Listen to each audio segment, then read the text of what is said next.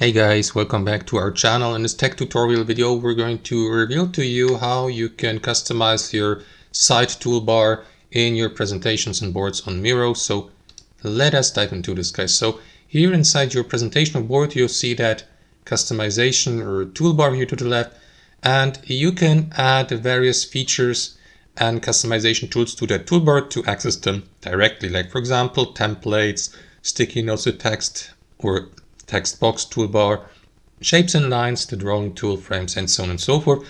Now we can unpin each one of these if you don't use them. For example, let's go with the code block feature, right click into it and select unpin, and it is going to remove it from your toolbar. Now you can access it anytime. If you accidentally unpinned one of these features, guys, you may simply navigate to this button at the bottom, Tools, Media and Integrations, and search for the given tool. Which one was it? Code block. So it's this one here. Hover your mouse over it and simply click into that button to pin it back to your toolbar.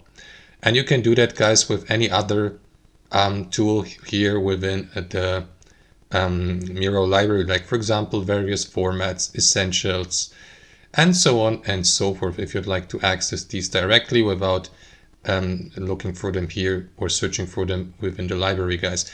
What you can do as well is, for instance, change the position of these features and tools. Left click into them, hold your left mouse and simply move them to their new position, just like that.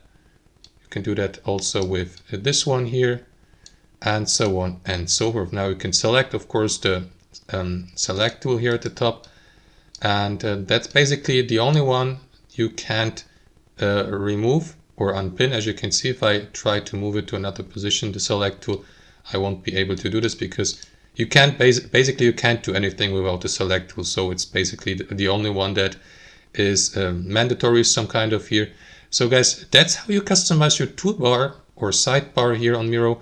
Hope you enjoyed this video, got some real value from it, and we'll see you next time on our channel.